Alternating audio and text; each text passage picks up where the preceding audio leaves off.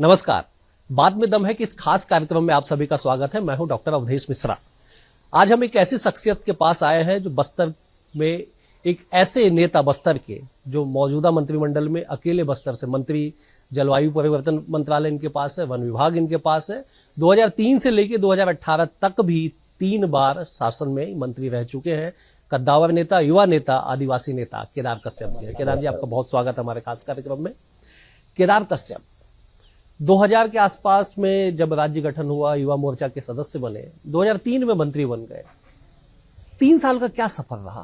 3 साल में जिस तरीके से कांग्रेस में की सरकार यहाँ रही और अजीत जोगी की सरकार रही, और अजीत जोगी जिस तरीके से पूरे प्रदेश को भ्रष्टाचार के ओर लेके जा रहे थे और लगातार यहाँ पर उनकी सरकार के माध्यम से जो खौफ पैदा किया जा रहा था, उसको लेकर के जन जन तक पहुंचने का काम और जनता की आवाज बनने का काम, ये लगातार निचले स्तर पर हमारा कहते हैं गतिविधि हमारी चालू थी। मैं कमल वाहिनी का वो भी था, संयोजक भी था, और उसके बाद युवा मोर्चा का जिला का उपाध्यक्ष भी रहा, जनपद का सदस्य भी रहा। तो विभिन्न दायित्वों का निर्वहन मैंने किया और कोशिश की कि हम उनकी बातों को सही तरीके से प्रस्तुत कर सके और उनकी समस्याओं का निराकरण कर सके। और जनता ने हमको 2003 में भारतीय जनता पार्टी ने मुझे टिकट प्रदान किया और उसके पश्चात जनता का आशीर्वाद प्राप्त हुआ, पार्टी का आशीर्वाद प्राप्त हुआ और माननीय डॉक्टर रमन सिंह जी के मंत्रिमंडल में मुझे जगह मिली। बड़ा इत्तेफाक रहा कि 2000 से लेकर 2003 तक आपने विपक्ष की राजनीति की, संगठन के जरिए चुन के आए, मंत्री बने। 2018 में आपकी चुनावी हार हुई, फिर संगठन में एक बड़ी जिम्मेदारी आपको मिली, महामंत्री के पद पे आप रहे, फिर चुनाव लड़े। विपक्ष में संगठन की भूमिका में आपकी बड़ी महत्वपूर्ण योगदान माना जा रहा है। देखिए, जिस तरीके से पार्टी ने मुझे दायित्व दिया, चाहे प्रवक्ता का दायित्व हो, चाहे प्रदेश के महामंत्री का दायित्व हो, मैंने पूरी कोशिश की कि उन दायित्वों का बेहतर तरीके से निर्वहन कर सकूं और लोगों की समस्याओं से रूबरू हूं और लोगों की बातों को सरकार तक पहुंचा सकूं। और ये मेरा सौभाग्य भी है कि मुझे चौथे इस कार्यकाल में माननीय विष्णुदेव साय जी के मंत्रिमंडल में फिर से जगह मिली है और मुझे वन और एवं जलवायु परिवर्तन, सहकारिता, उसके अलावा जो हमारे इरिगेशन विभाग और कौशल विकास, इस तरीके से दायित्व का दिया गया है। वन विभाग एक बड़ा विभाग माना जाता है। छत्तीसगढ़ के लगभग 50% हिस्से में, 45% हिस्से में वन आच्छादित क्षेत्र है छत्तीसगढ़ का। बड़ी जिम्मेदारी है, सवाल भी बड़े उठते हैं वन विभाग को लेके। हम देख रहे हैं कि विधानसभा में लगातार वन विभाग से जुड़े कई सवाल जो है उठाए जा रहे हैं, आप जवाब भी निरंतर दे रहे हैं। तो कैसे इस चुनौती को पार करेंगे? हालांकि आप बस्तर से आते हैं, बस्तर भी एक वन आच्छादित क्षेत्र है पूरा। देखिए, हमारा पूरा छत्तीसगढ़ लगभग 45% वनाच्छादित क्षेत्र है और यहाँ पर हमारे वनवासी बंधु परंपरागत तरीके से यहाँ पर रहते हैं और वनोपज के माध्यम से अपना जीवन यापन करते हैं। और माननीय मोदी जी ने अभी 5,500 रुपये तेंदुपत्ता की कीमत बढ़ाई है। तो कहीं ना कहीं से जनता का विश्वास भारतीय जनता पार्टी के साथ में है और लगातार जो मोदी जी की गारंटी पूरी हो रही है, कहीं ना कहीं से उस बात को साबित भी कर रहा है। और जहाँ तक विभाग कोई छोटा या बड़ा नहीं होता है, हर विभाग में काम करने का जवाबदारी होती है। वन विभाग भी अपने कार्यों को अच्छे तरीके से निभाने की कोशिश कर रहा है। हाँ, कुछ गलतियाँ होती है, चूक होती है, तो उसके ऊपर कार्रवाइयाँ भी होती हैं और हम लगातार प्रयास कर रहे हैं कि हमारे वन, क्योंकि इस वन के माध्यम से ही हमारी इस छत्तीसगढ़ की पहचान है, ये सबसे बड़ा हमारा संसाधन है और उसको अच्छे तरीके से हमको संरक्षित करके रखना, संवर्धन करके रखना, ये हमारा दायित्व बनता है। आप बस्तर से आते हैं, बस्तर में कई गंभीर समस्याएं हैं, हम उस पर भी चर्चा करेंगे। लेकिन छत्तीसगढ़ आदिवासी बाहुल्य राज्य है। पहली बार हमने देखा कि आदिवासी वर्ग से मुख्यमंत्री बनाया गया। अजीत जोगी भी आदिवासी कोटे से बने, जाति का विवाद उनका हुआ, कोर्ट ने कह दिया कि वो आदिवासी नहीं है। लेकिन बीजेपी ने पहली बार आदिवासी वर्ग से मुख्यमंत्री बनाया। कैसे इस निर्णय को देखते हैं और क्या लाभ इसका छत्तीसगढ़ में होगा? देखिए, कांग्रेस ने सरकार बना करके जब उनकी सरकार बनी तो उस समय में बड़ा प्रचारित किया कि वो आदिवासी मुख्यमंत्री बना रहे हैं, लेकिन उन्होंने पूरे जनता को इस निर्णय में भी कहते ठगने का काम किया। लेकिन हम भारतीय जनता पार्टी के हमारे पार्टी लगातार उनके बातों का सम्मान करते हुए हमारे लोगों का हम सम्मान करते हुए उन्हें एक असली आदिवासी नेता हम दे रहे हैं और उनको मुख्यमंत्री बना करके दिया है। विष्णुदेव साय जी ने लगातार इन 2.5 से पौने 3 महीने में जिस तरीके से डेवलपमेंट के काम किए हैं, जिस तरीके से मोदी जी की गारंटी पूरी की है, तो हम धन्यवाद देते हैं माननीय हमारे विष्णुदेव साय जी को, भारतीय जनता पार्टी को, कि लगातार इस यहाँ का जो कार्य है वो लगातार हमारे निचले स्तर तक जन जन तक पहुँचाने का काम किया जा रहा है। कैसी ये सरकार चल रही है? आप चौथे बार के मंत्री हैं, बड़े अनुभवी हैं आप, कैसे ये सरकार चल रही है, क्या लगता है आपको? बहुत अच्छी चल रही है। जनता का विश्वास भारतीय जनता पार्टी के साथ में है और भारतीय जनता पार्टी ने हर बात को बड़े गंभीरता के साथ में पूरा किया है।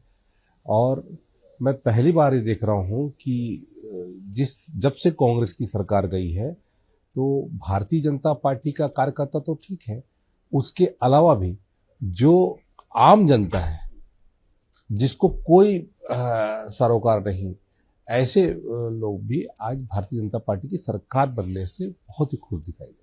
बस्तर और माओवादी दोनों एक ऐसी समस्या है, मतलब बस्तर में माओवादी एक ऐसी समस्या है जिसपे राज्य गठन से लगातार कोशिशें की जा रही है सुधार के लिए। 24 साल तकरीबन हो गए, अब तक सुधार नहीं हो पाया। और मुझे लगता है कि आप तो प्रत्यक्षदर्शी भी हैं, पीड़ित भी हैं, सब कुछ आप हैं। कैसे खात्मा होगा, क्या विजन है? देखिए, डेवलपमेंट के माध्यम से खात्मा होगा, लेकिन पिछले 5 वर्ष में कांग्रेस ने फिर से बस्तर को जहां से हमने शुरुआत की थी उससे कई गुना पीछे धकेल दिया। डेवलपमेंट की कहानी लिखी जानी थी, लेकिन डेवलपमेंट वहां पर चाहे शिक्षा में हो, चाहे स्वास्थ्य में हो, चाहे अधोसंरचना में हो, किसी भी क्षेत्र में उन्होंने डेवलपमेंट नहीं किया। और उसके कारण से जनता ने उनको बता भी दिया, चाहे बस्तर हो चाहे सरगुजा, वहाँ पर उनको मुंह की खानी पड़ी। और हमारा कर्तव्य है कि हम जनता के विश्वास को न तोड़ें और उनका जितने भी हमारे कार्य हैं उनको प्रमुखता के साथ में करें। देख रहे हैं कि पूर्ववर्ती क्षेत्र में भी स्वास्थ्य कैंप लगाया जा रहा है। सबसे कोर एरिया माओवादियों का माना गया, वहां भी अगर स्वास्थ्य कैंप लग रहा है, वहां भी झंडा फहराया जा रहा है, वहां गृहमंत्री, देश के गृहमंत्री अमित शाह को चाय पे आमंत्रित किया गया है, तो कैसे देखते हैं इसे? माननीय मुख्यमंत्री विष्णुदेव साय जी ने उस क्षेत्रों को बड़े गंभीरता के साथ में लिया और जो भी कैंप क्षेत्र है उस कैंप क्षेत्र में डेवलपमेंट के लिए एक नियम बना दिया कि यहाँ पर ये सुविधाएं होनी अत्यंत आवश्यक है। और पूर्ववर्ती जो जिसको हम हिड़मा का क्षेत्र मानते थे, उस क्षेत्र में आज भारतीय जनता पार्टी की ये सरकार वहाँ तक पहुँचती है और डेवलपमेंट के कार्य करती है, स्वास्थ्य शिविर लगाती है, तो इससे बड़ा सौभाग्य कुछ नहीं हो सकता। और लगातार हम वहाँ के बातों को, मांगों को पूरा करते जा रहे हैं। सरकार आगे बढ़ रही है। पिछली बार सरकार पीछे हटती थी। सरकार का जो उद्देश्य था वो पैरेलल वहाँ पर नक्सलियों का सरकार चलता था। यहाँ भारतीय जनता पार्टी की सरकार, यहाँ पर छत्तीसगढ़ की सरकार, कानून का राज होगा, ये हमारा उद्देश्य है। हमने पहले ही कहा और हमारा वहाँ पर उनको सड़क की सुविधा, वहाँ पानी की सुविधा, वहाँ पेयजल, वहाँ शिक्षा, वहाँ स्वास्थ्य, सारी सुविधाओं वहाँ पर निचले स्तर तक पहुँचना चाहिए। पिछली सरकार ने जब 2018 में सत्ता का परिवर्तन छत्तीसगढ़ में हुआ 15 साल बाद, तात्कालिक सरकार ने, मुख्यमंत्री ने एक नारा दिया बस्तर को कि विकास, विश्वास और समाधान। क्या आपको लगता है कि 5 साल में कहीं विकास हो पाया, समाधान कुछ निकल पाया? देखिए, वो स्क्रिप्टेड आधार पर उन्होंने अपना कहते हैं काम किया और जनता को खुश नहीं कर पाए। और आप एक लिखा हुआ वो करेंगे और जनता को वही बुलवाएंगे तो उससे मतलब नहीं है। जनता के अंदर की बात आनी चाहिए। और जितने भी उनके कहते हैं मामले आते थे जिसमें वो जनता के बीच में जाने का काम करते थे, तो वहाँ पर जनता की जब बात आती थी तो जिस तरीके से वो तिलमिला जाते थे, जिस तरीके से वो उनके साथ व्यवहार करते थे, ये लोगों ने समझ लिया कि लोगों की बात सुनने के लिए ये मुख्यमंत्री नहीं है, लोगों के का विश्वास अर्जित करने के लिए नहीं है।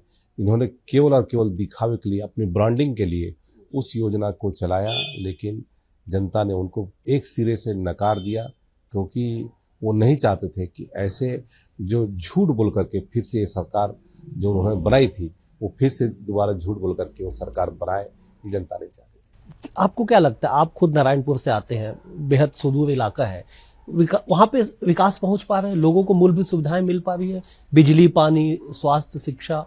आप शिक्षा मंत्री भी रहे हैं। बिल्कुल। जहां पर हमने नारायणपुर क्षेत्र की यदि हम बात करें, नारायणपुर 2 विकासखंड का जिला है, और अबुझमाड़ तो विशेष तौर पे जो नक्सल प्रभावित क्षेत्र है, उसके बावजूद भी वहाँ पर आज सड़कों का जाल बिछ रहा है, लाइटें लग रही हैं। उसके अलावा जो क्या कहते हैं, अभी जनमनी योजना के तहत में हमारे ट्राइब्स के लोगों को साथ में लेकर चलने की योजना बनाई जा रही है। उसके अलावा एजुकेशन हब, वहाँ पर ITI की स्थापना, वहाँ पर पॉलिटेक्निक कॉलेज की स्थापना, वहाँ पर कृषि महाविद्यालय की स्थापना, ऐसे सारे संसाधन जिसके कभी किसी ने कल्पना नहीं की थी, उन सारे संसाधनों को आज भारतीय जनता पार्टी की सरकार ने ला करके दिया है। मैं उसी सवाल पे आ रहा था। आप अबुझमाड़ का नाम लिए, अबुझमाड़ का टैलेंट तो विश्व में प्रसिद्ध हो गया। मलखम के बच्चे वो एक टेलीविजन पे वो मलखम इंडिया गॉट टैलेंट जीत गए। मलखम में हमारे उन बच्चों ने जिस तरीके से अपनी प्रतिभा का प्रदर्शन किया, लोग दांतों तले कहते हैं उंगली चबाने पे मजबूर हो गए कि ऐसे छोटे बच्चे जो इतने हुनरमंद हैं, और वो उनको तराशने का काम हमारी सरकार ने किया। उसको मलखम के वहाँ पर लगातार उसको बढ़ावा देने का काम किया। मलखम, मुझे याद है विकास यात्रा आपकी पिछली सरकार में निकली थी। मलखम का प्रदर्शन, आप भी बैठे थे मंच पे, तत्कालीन मुख्यमंत्री डॉक्टर रमन सिंह भी बैठे थे। बच्चों ने मलखम का प्रदर्शन किया था। उस वक्त भी मुख्यमंत्री ने कहा था कि ये बच्चे बहुत आगे जाएंगे। क्या आप लोगों को लगा था कि जो अबुझमाड़, जिसको बूझना आज भी एक बड़ी पहेली है, वहां के बच्चे निकल के उस स्तर पे प्रदर्शन करेंगे, विश्व में नाम हो जाएगा? बिल्कुल। जिस तरीके से उन्होंने प्रदर्शन किया था, हमें उम्मीद तो थी, लेकिन इतनी उम्मीद नहीं थी कि जिस तरीके से उन्होंने अपना प्रदर्शन किया। और मैं देखता हूँ कि हमारे अबुझमाड़ के बच्चों में कंसंट्रेंस जो लेवल है वो बहुत हाई है, और एक चीज में यदि वो कर लेते हैं, ध्यान लगा देते हैं, तो मुझे लगता है कि वो उसको पाने की कोशिश करते हैं और पाते भी हैं। और चाहे वो शिक्षा के क्षेत्र में हो, चाहे स्पोर्ट्स में हो, आज उन क्षेत्रों में जिस तरीके से किसी ने सोचा नहीं था, वहां पर अपना नाम रोशन कर रहे हैं। ये हम सबके लिए सौभाग्य की बात है, पूरे छत्तीसगढ़ के लिए सौभाग्य की बात है। तो अबुझमाड़ के कल्चर को आपको क्या लगता है कि बीजापुर, सुकमा, दंतेवाड़ा, इन क्षेत्रों में, ना केवल मलखम, बाकी चीजों को भी लेकर, आपने कहा कि वहां के बच्चे बड़े प्रतिभाशाली है, वहां पे कंसंट्रेट पावर बहुत ज्यादा है, तो ये उन क्षेत्रों में, सुदूर अंचल में भी ले जाके कुछ करने की आवश्यकता लगती है आपको? बिल्कुल। हमारा वो क्षेत्र क्योंकि सांस्कृतिक रूप से बहुत समृद्ध क्षेत्र है। यदि हम वहाँ के कल्चर जिस तरीके से वहाँ है, उस कल्चर की बात करें, तो आज उसको देखने के लिए लोग आते हैं। अभी मौली मेला होना है, उस मौली मेला में भी हमारे देश दुनिया के लोग आएंगे और वहाँ के उन बातों से अवगत होंगे। वहाँ का नृत्य, वहाँ का संगीत, वहाँ के पहनने का, वहाँ के सारा चीज जो कहते हैं वो आज भी लोगों के लिए एक जिज्ञासा का केंद्र है। लोग जानना चाहते हैं। घोटुल जिसके बारे में हम लोग सुना करते थे, हम लोग भविष्य में एक मॉडल घोटुल हम बना कर देंगे, ताकि लोग जान सके कि घोटुल में होता क्या है। घोटुल के बारे में जिस तरीके, घोटुल एक केंद्र था पूर्व समय में, जहाँ पर हमारे चिकित्सा व्यवस्था, शिक्षा व्यवस्था, हमारे कृषि की व्यवस्था, सारी योजना वहाँ के माध्यम से संचालित होती थी।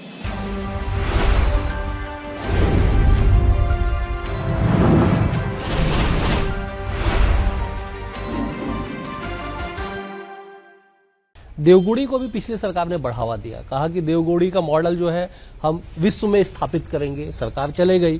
देवगुड़ी का क्या असलियत, सच्चाई क्या है, आप बेहतर जानते हैं, जरा उस पर भी प्रकाश डाल दीजिए। और क्या देवगुड़ी की कल्चर को, संस्कृति को और आगे लेके जाएंगे आप लोग? देखिए, देवगुड़ी का कल्चर हमारे लिए एक समृद्ध कल्चर है और उसमें हमारे परगना होता है, पाइक होता है, उसके आधार पर हम लोग उनके कई कई गांवों का एक साथ पूजा करते हैं। हमारी पहली प्राथमिकता है कि परगना स्तर के जितने भी हमारी देवगुड़ियाँ हैं, जहाँ पर मेले लगते हैं, जहाँ पर हमारे यात्रा का कार्यक्रम होता है, उन कार्यक्रमों को हम फोकस करें और उनको बढ़ावा दें। और उसके अलावा जो भी हमारे कहते हैं देवगुड़ियों के निर्माण की बात है, तो देवगुड़ियों के निर्माण तो हम कर ही रहे थे, पहले भी हम लोगों ने किया था, और अभी हम उसको और अच्छे तरीके से हम उन देवगुड़ियों का निर्माण करेंगे, हमारे आस्था के केंद्रों को जीवित करेंगे, ताकि हमारे आस्था के केंद्रों पर कोई उंगली ना उठा सके, उनके साथ में खिलवाड़ ना कर सके। मैं एक बार फिर नक्सलवाद पे लौटता हूं, इसलिए लौटता हूं क्योंकि अमित शाह जी जब चुनावी सभा को संबोधित कर रहे थे तब उन्होंने कहा था डबल इंजन की सरकार छत्तीसगढ़ में बनेगी तो बस्तर छत्तीसगढ़ माओवादी मुक्त हो जाएगा। कहां तक पहुंच पाए हैं आप? देखिए, अभी जिस तरीके से लगातार हमारे फोर्स अंदरूनी क्षेत्र में पहुंच रही है, आपने खुद स्वीकार किया कि पुअर्ती में आज वहां पर तिरंगा पहली बार फहराया गया, और जिन क्षेत्रों में कोई पहुंच नहीं पाता था वहां पर हमारे फोर्स के जवान पहुंच रहे हैं। मैं सैल्यूट करता हूं ऐसे जवानों को, जिन्होंने उन क्षेत्रों में अपनी सेवाएं दे रहे हैं और सारी सुविधा पहुंचाने में सरकार की महत्वपूर्ण भूमिका निभा रहे हैं। और जिस तरीके से स्थिति है, आने वाले समय में लोगों को बेहतर सुविधा मिलेगी और लोग सरकार के साथ जुड़ेंगे, और निश्चित तौर पे नक्सलवाद के नाम की कोई चीज नहीं होगी। एक सहकारिता विभाग भी आपके पास है, बड़ा विभाग माना जाता है उससे, क्या विजन है आपके? क्योंकि आपके जो गृह मंत्री है सहकारिता के क्षेत्र में, गृह मंत्री मतलब देश के गृह मंत्री अमित शाह जी है, वो भी सहकारिता विभाग उनके पास है। सहकारिता के क्षेत्र में उन्होंने देश भर में वेलवेस मतलब एक बड़ा परिवर्तन किया है। आपका क्या विजन है सहकारिता को लेकर? देखिए, सहकारिता के क्षेत्र मुझे जो जवाबदारी दी गई है, और हमारी कोशिश है कि हम सहकारिता के क्षेत्र में हमारे छत्तीसगढ़ को आगे बढ़ाएं, और हमारे यहाँ पर जो लोग हैं, हमारे महिलाएं हैं, पुरुष हैं, उन ग्रुप को हम अच्छे तरीके से कौशल उन्नयन करें और उनको सशक्त बनाएं। और हम इसके लिए चाहे महाराष्ट्र से हो, चाहे गुजरात का मॉडल हो, वो मॉडल हम अपनाएंगे और हम अपने यहाँ के लोगों को मजबूत करेंगे। हमारे यहाँ के जितने भी ऑफिसेस हैं उसको हम कंप्यूटराइज करेंगे, ताकि अब आधुनिक तरीके से हम सहकारिता को हम चलाना चाहते हैं। ठीक है, माओवाद और आपके विभागों के बाद अब मैं लौटता हूं चुनाव पे। विधानसभा का चुनाव, आप महामंत्री थे, 3 महामंत्री पार्टी ने बनाए थे, तीनों महामंत्री चुनाव लड़े, अध्यक्ष भी चुनाव लड़े, चारों जीत गए। क्या मूल मंत्र था, आज भी लोग जानना चाहते हैं, खास करके कि क्या जादू आप लोगों ने चला दिया कि चारों बड़े पदाधिकारी 54 सीट के साथ पहली बार छत्तीसगढ़ में आप लोग जीत के आए? मोदी जी की गारंटी, भारतीय जनता पार्टी का संकल्प, और जिस तरीके से लोगों को विश्वास है कि मोदी जी की गारंटी जन जन तक पहुंची और लोगों ने विश्वास जताया, और मोदी जी की गारंटी आज पूरा हो रही है, तो उसके कारण से खुशियां मनाई जा रही है।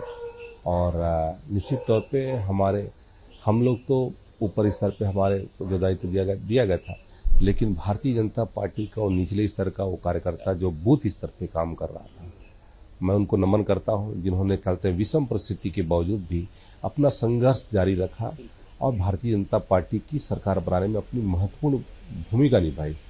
हम तो नीति बनाने में थे, लेकिन नीतियों को इम्प्लीमेंट करने वाले हमारे निचले स्तर के, चाहे मंडल का अध्यक्ष हो, चाहे जिला का अध्यक्ष हो, चाहे शक्ति केंद्र का प्रभारी हो, चाहे बूथ का अध्यक्ष हो, इन सब ने अपने भूमिका निभाई और उसके कारण से आज भारतीय जनता पार्टी की सरकार बनी। मैं उनको बधाई देता हूं, और हम आपके उम्मीदों के आधार पर हम बेहतर काम करें, ये हमारा भी दायित्व है। अब बड़ी चुनौती पे मैं आता हूं। मैं लोकसभा चुनाव में जीतना बड़ी चुनौती इसलिए मैं कह रहा हूं क्योंकि आप लोगों ने ही 11 सीट जीतने का लक्ष्य तय किया। राज्य गठन के बाद 4 चुनाव हुए, आप 10-10 सीट तक पहुंच पाए। पिछले चुनाव में 9 सीट पे रह गए, 11 तक कैसे पहुंच पाएंगे? देखिए, जिस तरीके से वर्तमान में पिछली बार हम लोगों ने विषम परिस्थिति के बावजूद भी 9 सीटों पर विजयी हुए, और उससे पहले 10 सीटों तक हम आए थे, लेकिन हमें विश्वास है कि इस बार 11 की 11 सीटों पर भारतीय जनता पार्टी विजयी होगी। और विश्वास ही नहीं, ये हमारा संकल्प भी है। भारतीय जनता पार्टी के निचले स्तर का कार्यकर्ता भी इस बात को संकल्प है, और हमारे देश के यशस्वी प्रधानमंत्री माननीय नरेंद्र मोदी जी को सब फिर से प्रधानमंत्री के रूप में देखना चाहते हैं। हम ही क्यों, पूरी दुनिया उनको प्रधानमंत्री का नेतृत्व रूप में देखना चाहती है, इस देश का नेतृत्व करते हुए देखना चाहती है, क्योंकि आज मोदी जी से सशक्त कोई भी नेता आज दुनिया में इतना दमदार नेता आज तक कुछ पैदा नहीं। बस्तर जहां से आप आते हैं, बस्तर सीट कांग्रेस के पास है, कोरबा सीट कांग्रेस के पास है। कोरबा एकमात्र ऐसी सीट है छत्तीसगढ़ में जहां से कांग्रेस 2 बार जीती, 2009 में भी जीती, 2019 में भी जीती। जांजगीर कल जहां पे विजय संकल्प शंखनाद रैली का आयोजन हो गया, अमित शाह के संबोधित कर गए, कोंडागांव में बस्तर क्लस्टर की बैठक हो गई। कितना प्रभाव पड़ेगा इन सब चीजों का? देखिए, जिस तरह से जनता का आशीर्वाद मिल रहा है और लोग बढ़ चढ़ करके हिस्सा ले रहे हैं और एक एक लोकसभा क्षेत्र से 100 150 यदि आवेदन आ रहे हैं कि हमें टिकट दिया जाए, तो आप समझ सकते हैं कि किस तरीके से भारतीय जनता पार्टी के पक्ष में माहौल है।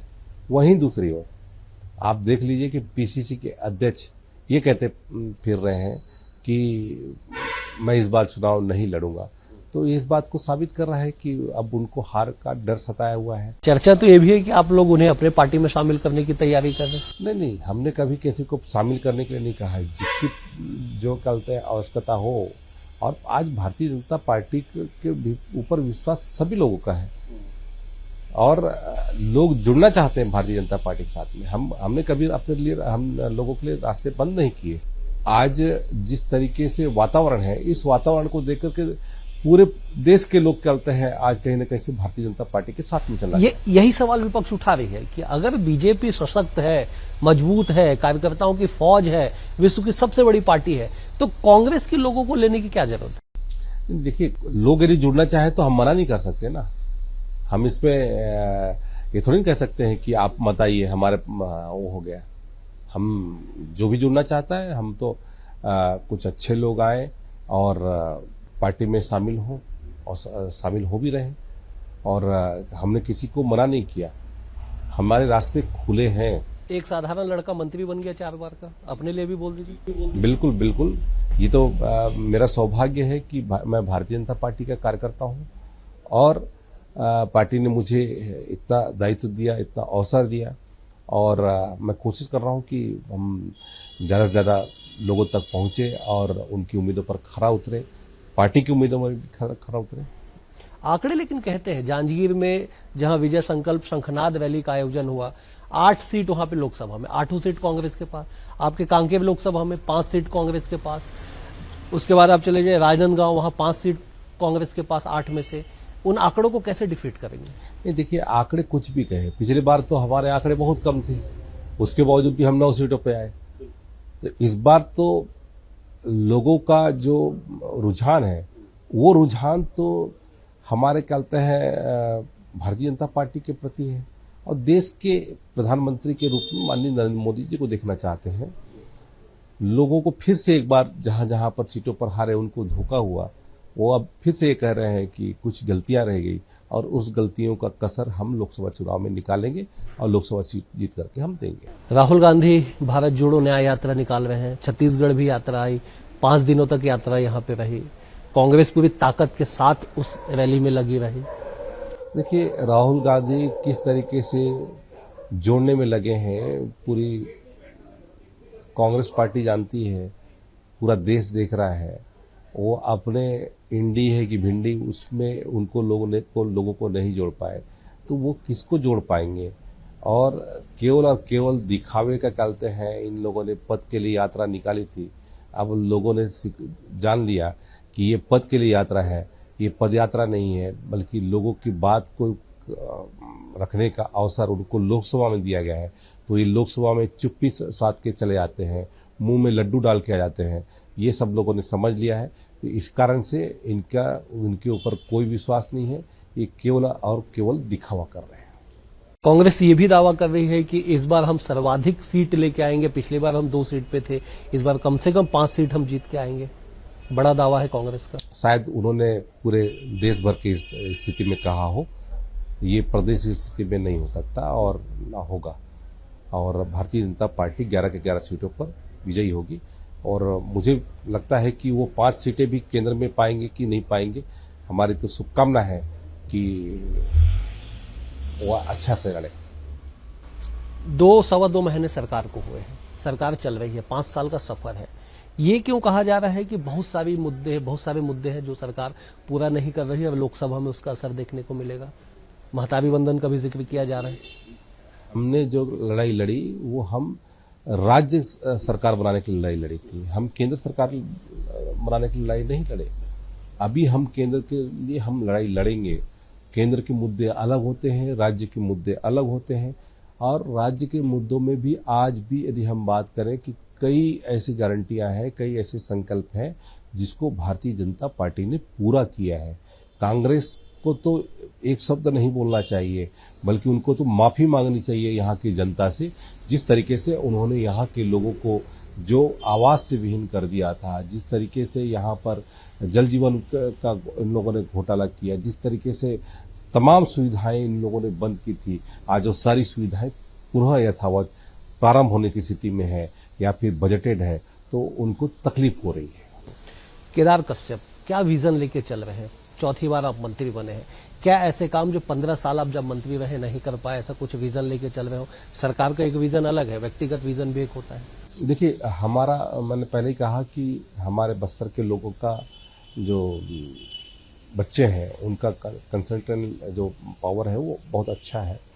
तो हमारे बच्चों को अच्छी शिक्षा और उनका कौशल उन्नयन, उनको किस तरीके से हम अच्छे रोजगार के दिशा में ले जाएं, हमारे वहाँ उसके अलावा चाहे बस्तर हो, सरगुजा हो, चाहे हमारा पूरा छत्तीसगढ़ हो, यहाँ पर हमारे वनोपज को लेकर के जो लोगों के मानसिकता थी उसको ठीक किया जाए और वनों पर आधारित हमारा जीवन हो और हमारे यहाँ पर जो वन संसाधन है उनका सही तरीके से उपयोग हो, वैल्यू एडिशन हो, ये हमारी पहली प्राथमिकता होगी।